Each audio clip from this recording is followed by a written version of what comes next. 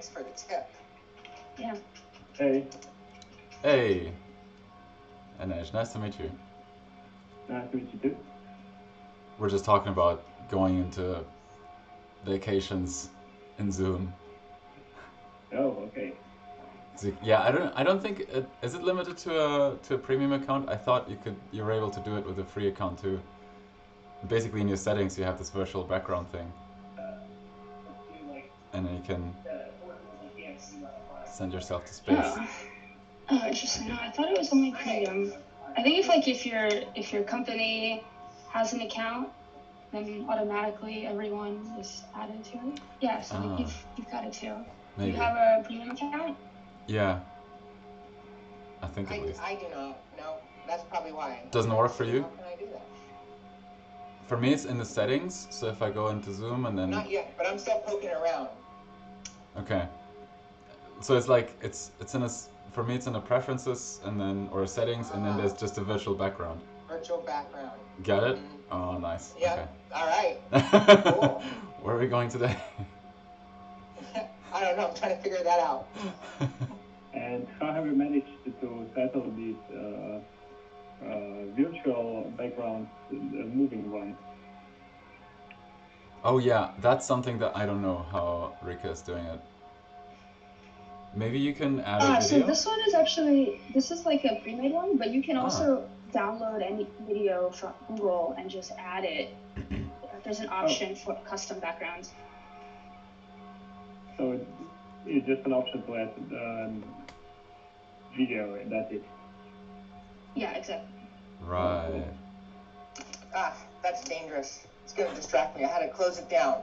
I'm like, I'm just going to play too much. Next thing you know, I'm opening up video editing software so I can create a video background. I was already starting to do that. I was like, what's that's really what I need today, another distractor.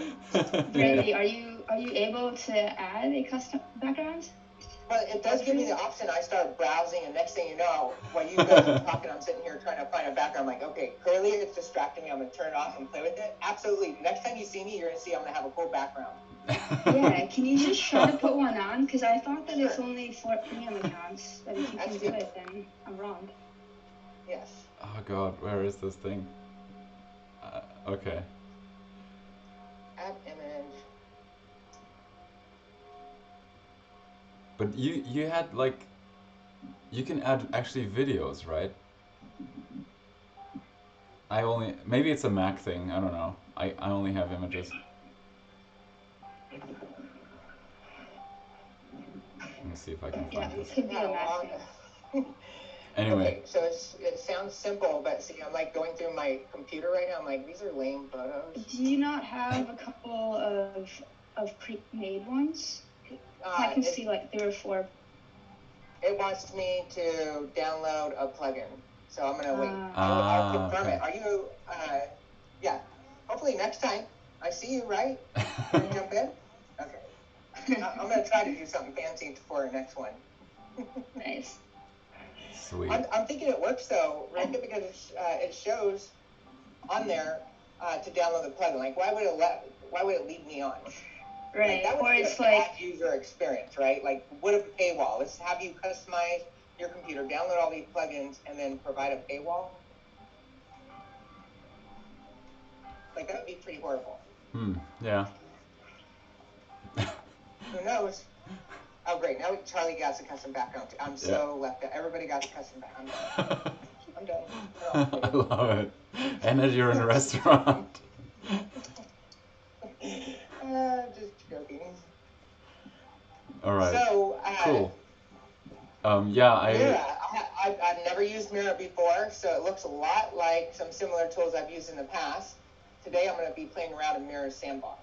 Nice. Yeah, that's the way to do it, and I think that's also something that I want to kind of get it started with, because I think Miro is pretty good and a super nice sandbox. And I'm gonna give you a couple of things in a moment that you can play around with as well. Love it. That's kind of my idea anyway. Play a lot. So here's a link. By the way, thanks a lot for tuning in, everyone. I really appreciate you taking the time because hold on, actually change this thing. Because I find that that's an interesting kind of opportunity for me to understand what I can share from the things that I know, what's really useful for you. But I hope also kind of obviously giving you. Hold on. There we go. Giving you some tools that you can use and maybe use it with your own clients or for own structured meetings, because I feel like I've worked, like for the last couple of years, I've worked out a lot of kind of things into a habit, but I've never seen them applied anywhere else. And I would love to kind of see if that or how that can work everywhere, because there are ways to make meetings just super efficient and amazing. So because we're a small round today, this will be relatively kind of open. So obviously feel free to ask questions and intervene whenever you like. I'll start off with just going through the Miro board, which is here for if you don't have it yet. Oh, cool, Josh. So yeah, I'll start going over the Miro board, and then how I set up a meeting, or like how I use this basically, and then I'll run you through an example of like one or two different types of meetings and what scenarios can happen, what people found useful before, and then yeah, we'll see if you have any kind of questions or anything that you would like to ask, because I might also just be focusing on stuff that I think makes sense, but there might be different things for you all. So feel free to use this kind of as an open conversation in a moment. So I think, yeah, let's do a little quick intro. Just 2 words. I'd love to know who's there, because we're 10 people. Last time on the webinar there were 200. We didn't do that, but it would be cool just to give 2 words about yourself. I'm Andre. Along with Charlie, I run DeepWork Studio. We design a lot of products remotely for the last year. Before that, I worked at AJ and Smart. Some of you might be familiar with AJ and Smart. We did a lot of also kind of remote, not actually remote, but more like processes for product design, for good product design. So that's me. I'm just gonna announce a name from the list, just so we don't, have to guess and get into awkward silences. So the next one from the list is Louise Bertoneschi? Loise. Cool. Loise. It's original. So I'm from Slovenia. We are 3 in this group. Awesome. Listening to you. We are doing lean innovation, agile, consultancy, and mentoring. Also sprints, and so we are a group of 7 doing so basically in Slovenia, but there are also some opportunity arrangements with Slovenian companies outside Slovenia. That's all. Cool, awesome. Yeah, welcome. Okay, next. Thanks so much. Rika. Oh no, she's sitting. Brandy. I'm calling. Brandy. Brandy. Yes. Yes. Okay. Sorry about that. I had to unmute myself. Nice to meet everybody. My name is Brandy Camacho. I'm known for being a bit of a technologist that loves blockchain technologies. I'm known for creating a developer nano degree at Udacity. Before that, I was technical project manager, where I had the pleasure to meet Andre while he was working at AJ Smart. We worked on a couple projects together. I've seen what he was doing, very attractive to what's going on here. I think this is amazing, quite talented individuals in this group, I can tell. So I'm excited to be here. It's a pleasure to see everybody's face, and I look forward to interacting more. Awesome, thanks. Do you see the list? Do you want to just name the next one? Otherwise, I'll just go through it. Oh, yeah. What? EJ? Inej. How do I pronounce it? I'm so sorry. Okay, I can also. My name is NA, so no problem. All right.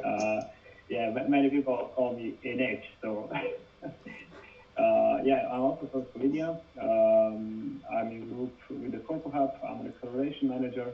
I also help other startup teams. I'm doing design sprints, mentoring, and I'm also excited to be part of this group to find some new tips and tricks. And yeah, that's it.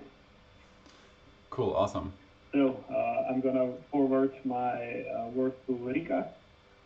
Yay. Sorry, or maybe Charlie. It's really better. Yeah. Bon appetit. Hey, I'm Charlie. I work with Andre at Deepwork. My mic's not so good here, so I hope you can hear me.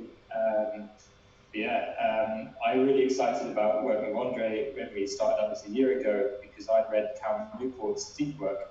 And Andre was like, hey, we can bring this and we can bring this to remote work. So it's kind of like a way of focusing, but rather than as an individual, as a group. So hopefully we get some of that across today. Next on the list, I guess Rika might have microphone sorted now, if you want to. Yeah. Food. Yeah. So, No worries. hey everyone, I'm Rika. I met Andre and Charlie just through the blockchain world, and I work for a company called Scale, and I live in San Francisco. Cool, thanks. You don't have to make this about me or us necessarily, but I'm also obviously welcome. Do you want to announce someone else? Sure. Let's see. Josh. Howdy. Yeah, I met Andre just the other day on the Intercon chat. So I set up hackalong.io, which actually created the project, interspace.chat, which then Metacartel forked and used for that. It's now getting used by a bunch of places. I work in a permatech lab called Liminal Village, and I'm a distributed project manager of sorts, cat herder. I don't really know what to call myself. I don't care either. But we work local first and bottom up. And I will pass it to Salome. Yay. If I pronounce that right. Yeah, thank you. Thanks, Josh. Hi, guys. Hi, everyone. My name is Salome. I'm over in Oakland, California. I work for a company called Dolls Kill. They're an online fashion brand. I met Andre through a webinar. I'm just learning about remote facilitation, and I've done a lot of different types of work prior to my current role. So just wanting to learn new technology and new ways to connect. Awesome, thank you. Yeah. Anyone? I think it's only John's. John's is there. He's maybe offline. Okay. Also, just for everyone's context, Josh. Cool. Hey, man. Good to see you. We're just doing a quick intro round. Do you wanna say 2 words, or should I introduce you? Yeah. Me? Yeah.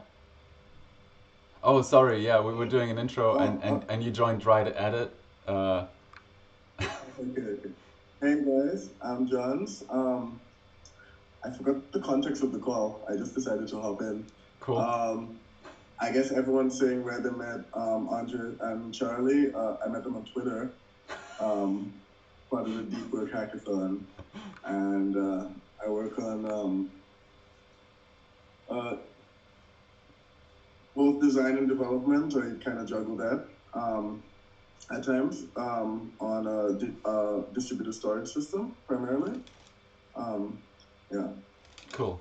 Awesome. Yeah, thanks.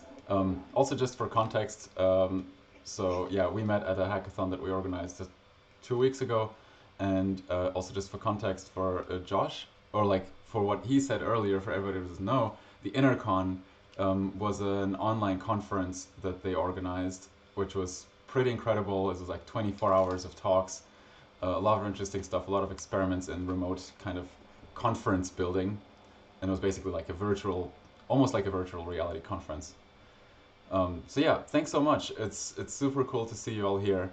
So I'll just get started right away. I'm going to share my screen so you can see what I'm talking about. I posted a link to the Miro board in the chat. John's, cool, yeah, the InterCon videos, you can look them up there. They're really, really good. So I'll just start off with sharing the meeting Legos, how I call them, and just kind of tell you about what the idea behind that was, and then if you have any questions about it, and I kind of hope that you have something that I can more or less clarify, because this is only the beginning. Let me know and I'll do it. I'll answer it. This is again based on kind of a lot of requests that I got from friends or from people who worked with us or with AJ and Smart. So here what you see is this massive Miro board. It's open, so technically if you want to use this yourself, currently the only way is to just highlight everything and copy paste it into a separate board. So you would create a new one and then copy paste it, or you can click on this thing over here and then save it as a template, and then you can use it yourself. The idea is to basically have a little bit of a modular system to play around with making collaborative meetings super efficient. So as an intro to that, some friends of mine asked me how they can structure a meeting within a company where they have to present some research or get a combined alignment of stakeholders on a specific topic within a pretty short amount of time. Now, what they used to do is just kind of go into a room, write a bunch of post-its, and then more or less at the end talk about the results. Because we're remote, all these conversations don't really work that well. You need to be either facilitating extremely well so you know exactly what people are talking about, or you give it a structure so that everybody feels like they're contributing, because everybody's opinion has to matter. And so there's different kind of exercises that, or like different modules almost, that you can put together in order to create a structure and go always from starting almost from scratch, or depending on what kind of info you have, into leaving the meeting after half an hour, maybe less, maybe if it's something super complicated, about an hour, and then actually having a tangible outcome. So the way I kind of prepare these things is just to think about what needs to be done. And just as an overview, you can see here all these modules. I'm going to go through an example in a second and then kind of show you how that works. So the things you can see here are these little modules. I wrote out descriptions and what exactly they are and how to use them. But the idea is that you have like a window that you can collaboratively use to run through a specific exercise under a certain amount of time. So some of them are for writing things down and kind of like letting everybody contribute with information into this one module. Other ones are just for voting. Like I know there's a Miro functionality for voting, but I'll mention later what the difference is. And some of them are more complex kind of exercises that you can do for very specific use cases. So something like, you would have a user journey that you could map out, or there's things like effort impact mapping. There's more alternatives on this one. I'll also show you later. But that's kind of the idea, so that at the end you would take, I don't know, like 10 minutes and actually see what you need as a result for your meeting, put together the right things, and then you can basically right away go through these steps individually, like actually not individually, but with your group, with your team, and just announce, we're doing this for 10 minutes, we're doing this for 10 minutes, we're doing this for 5 minutes, we're doing this for 10 minutes. And then putting this all together, you'll have like a very, very specific result. So here's an example. Some of you might be familiar with the lightning decision jam that we came up with at AJ and Smart a couple of years ago. basically probably the most popular example of kind of a one size fits all meeting. It's not for everything, obviously, but if you want to kind of align on certain things, vote on them within your team, figure out what's really important to work on in the team or in the product team, and then end up with actually actionable steps that your team can go through, and you want to delegate them, you can basically do that. And this thing takes, if you do it well, it takes about an hour. So it's really nothing compared to what that would look like if you tried to figure it out in a less structured way. So yeah, the steps are pretty easy. So you would go and start off with kind of using this write down negatives. You use the voting thing to just move them over and use the dots to vote on what's presently seen by everyone as being negative the most. So you would have like, I don't know, 4 to 6 votes per person. You have to kind of eyeball it, depending on the team size, or at least I eyeball it. But it's probably because, yeah, I mean, it depends on how many people are there. If it's like 10 people, you only need 4 votes, and then if it's more, then it makes sense to have more votes. So you have just a good idea of, or like kind of a heat map. Anyway, sorry, I got caught on this. So you vote on the things, they get prioritized, then you move them over, you can arrange them here, and then you already see what's the most important, kind of what the entire team or the entire room thinks as being most important.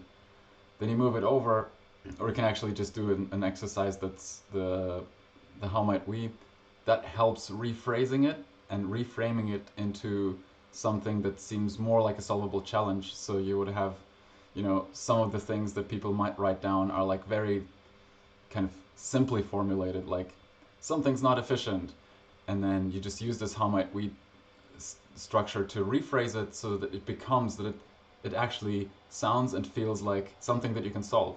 And there might be possibilities, it might also not be, so there's no pressure, but it definitely seems like a solvable challenge.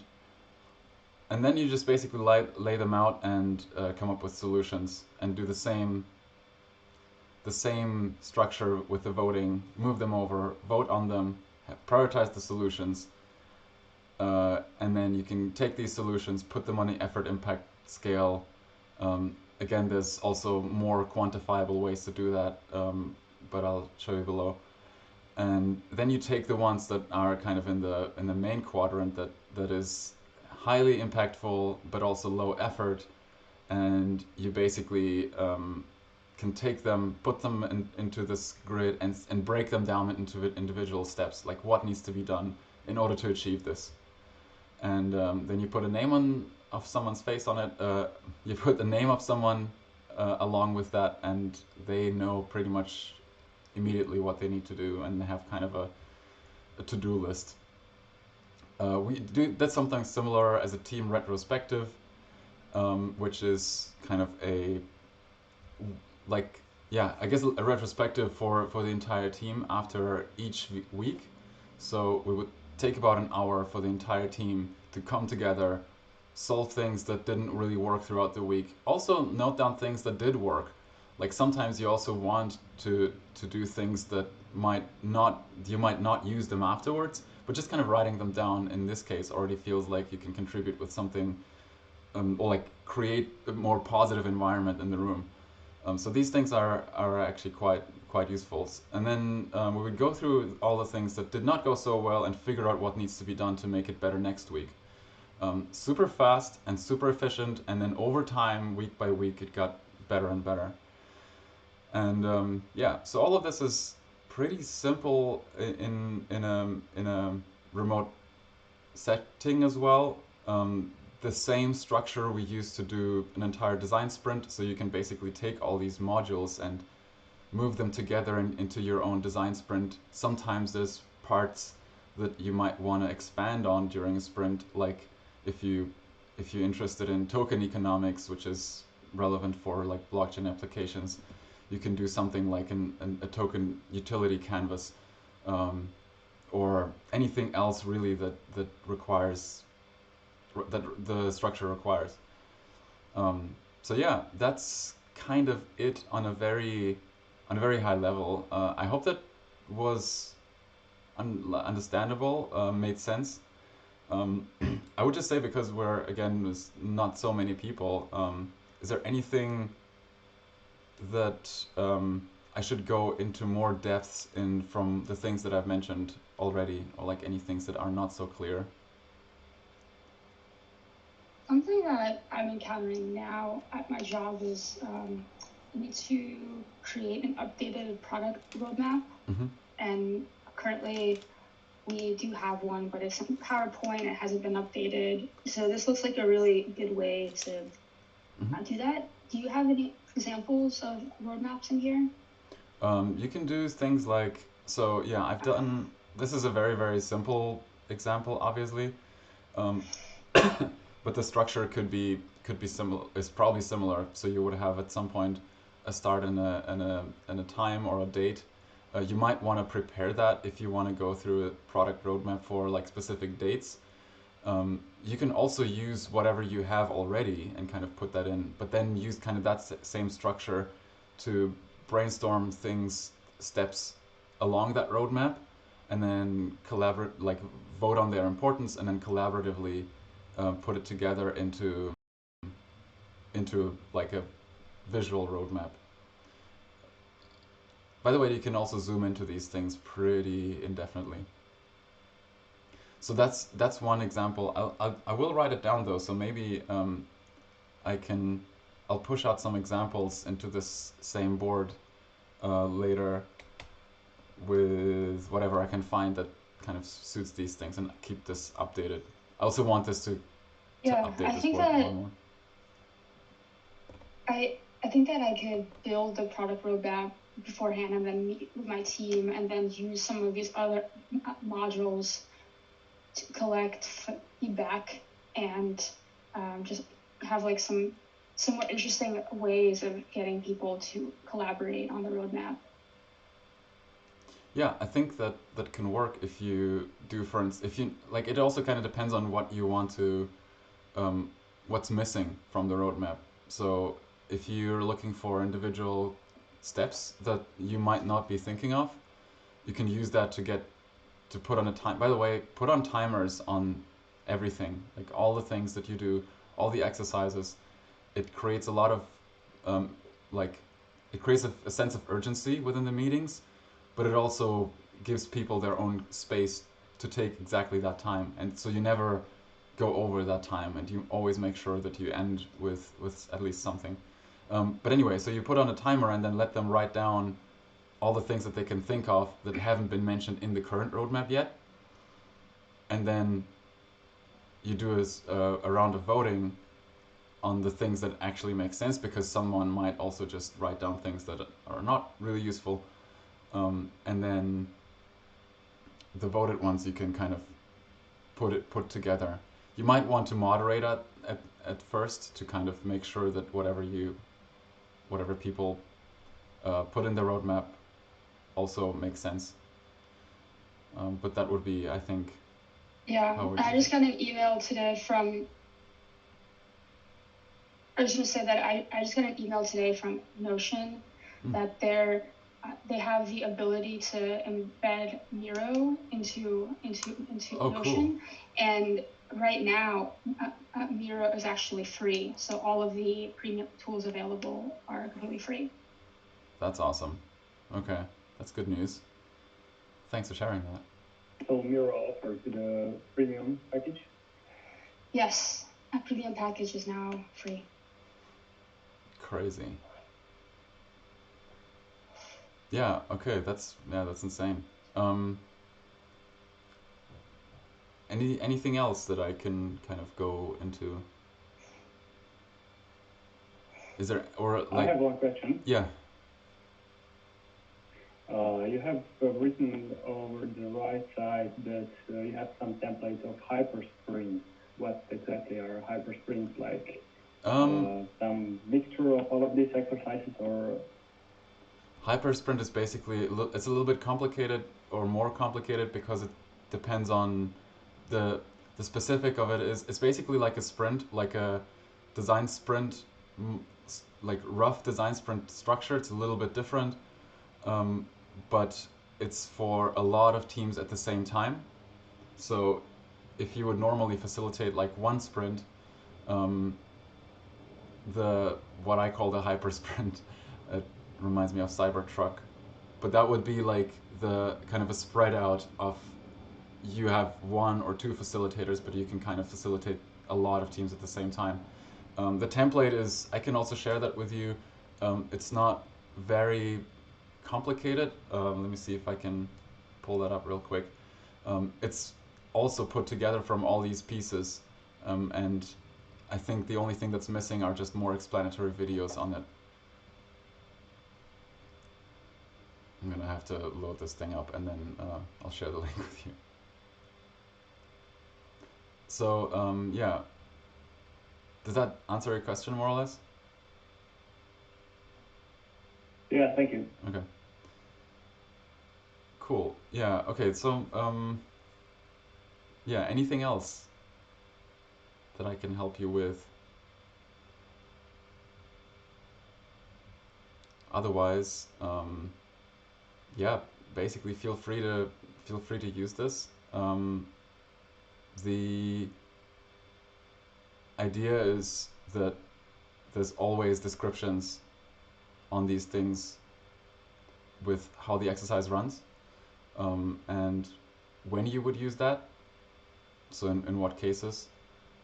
So there's these modules which are quite simple. There's this like voting bit, and then they go a little bit more into more specifics. So there's like, how might we brainstormings, user journeys, sketches. By the way, the voting with these dots I use because if you do sketching rounds, so if you want your team to either create, I don't know, mind maps, or you want them to sketch out interface parts, then these voting dots are really helpful for getting a heat map on the individual parts of the sketches. So as you can see here in this example, actually, oh, it doesn't have the votes, but there would be kind of votes on, well, I think I have it here, on individual concepts. So this is, if that loads up, yeah. So you can see kind of what details on the individual sketches are relevant for the team. And that's quite useful. You can't do that with the voting functionality. Yeah, apart from that, there are these other smaller bits. They all have an explanation. I started these advanced frameworks section. I will populate them with more different exercises. There's also like one that's better for like an impact effort, which is like the ICE score. So you can actually kind of quantify individual tasks in by numbers, and then see how efficient they can be or how easily solvable they can be, and then kind of track that as a metric afterwards. All right. Yeah, anything else? I think I've kind of run through everything that I thought would make sense. Also feel free to, if you have anything that you think, or you're wondering with, in terms of like remote work, like if there's anything specific for your team that you're trying to figure out and you can't, and if this doesn't, yeah, go ahead. Hold on, my screen is. I'm just curious about, well, first of all, thank you for putting together all the Legos. That takes some work and that's appreciated. But you mentioned the book Deep Work, which your company is coincidentally named after. I've not read it. I probably should be aware of it. I would be curious to hear more backstory on why you particularly liked that framework or the topics discussed within, etc., and just a bit more background context. I think Charlie is really good at explaining that. Yeah, I think the key, so Calum, he did a lot of research on optimal ways of working, and he defines two types of working, one being shallow work and the other one being deep work. Shallow work, he sort of says loosely, is stuff that doesn't bring much value and anybody can do. So repeatable tasks like sorting through your emails and social media. And then deep work is when you're working on a specific task, which is also kind of like known as flow states, when you're kind of like the edge of your ability and you're incredibly well focused. And the key bit that I took away from him is that you can do that kind of work in a distraction-free world only for a certain amount per day before you get before you kind of like wear it out as a muscle. So when it comes to this work and the work that we do with our clients using these templates, things like the timers, is we essentially like time cap the work we do with our clients, so it's really, really focused, and they produce a lot more results in like a really short space of time by using a mixture of the structure, the time capping, and the fact that they're just focused on one thing. You can't go off on using these tools online and be checking your emails or something else at the same time. So I think one client of ours said, the sprints are really great because we do maybe 3 to 4 hour meetings, but at no point in those 3 to 4 hour meetings do I feel bored or do I feel like we're not doing something which is constructive, which I think of all the meetings that I'm normally in which aren't in a structure, they feel pretty horrible in comparison. Yeah. Does that answer the question, or do you want to know anything more about it? Yeah, that answers generally the question. Probably need to dive in and have a read of it, really. So I wonder as well in that context, what other stuff you guys have found of value outside of deep work, which is clearly the one that you guys picked out of a pile for a reason. But yeah, I'm just curious of how large a meta-analysis perhaps that you did on that before kind of going, this is the one. I guess I've been fascinated by that concept since I read the book about 4 years ago. But going into this, I think Andre is probably better to ask like where more of the theories come from for the sprint principle. Yeah, there's a lot of stuff that accumulates over time. I think it's very hard to pinpoint like this was the one that helped us shape everything. So there's a lot of like tiny little things. I think what's really worth looking into is Jason Fried's work, who's running Basecamp, and he's running basically also a remote agency for the last 10 years. As far as I know, it's 10 years old. And there's a lot of really interesting kind of thoughts on communication, on writing skills, on project management, and I think Rework is probably one of his best summaries because it really like breaks it down into like basically one thing per page. There are a lot of other things like there's a lot of kind of I guess psychological subtleties that go into the work that we do because all the work is basically ground in or like the way we work is fundamentally structured in a way that we secure our own health first and make sure that we kind of inside the team know exactly what's going on. There's a lot of like stuff from Jordan Peterson, for instance, that I apply that makes a lot of sense in terms of just knowing exactly what's the kind of mental state of everyone on the team. Like we do mood check-ins, for instance, on Slack every day to know if someone's like not in a good state, so you can communicate to them and you understand what they're saying is not just like the thing that they're saying, but also how they mean it, and whether it's positive or maybe they need some help. So that's also worth looking into. Then there's things from Agile, obviously, in terms of the whole product flow or like Scrum. I think I had a list of books somewhere. Don't we have this like Notion page with all the resources that we gave out, Charlie? Do you know where that is? Yeah, tools page. I'll get it up in the background. Okay. Yeah, so there's Thanks, you're up. yeah, it's very hard to kind of. Sorry, I didn't mean to. I'm saying I have another question, but I'd be happy to kind of go ahead. let people questions Or first, yeah, if anybody has. Okay, then I think you can go. Cool. So this is all synchronous communication. Mm-hmm. I wonder about asynchronous communication as well, and if you have thoughts on that. Yeah, totally. Asynchronous working, kind of more. There's a lot of stuff that we experimented with in. Obviously, Slack is kind of the classic one that's important to use because you need some kind of asynchronous communication off video. Twist was an interesting tool that allows you to focus more on content and writing and the quality of writing. So it lets you almost write out an email format, but then have it in a shareable environment. Things that it's like it's a very broad question. I don't exactly know where to start. I think a couple of interesting things probably from the recent time is when you are on the weekend and then you have ideas that you give people a space to write them down so that they read them on a Monday again. Or another thing that also I find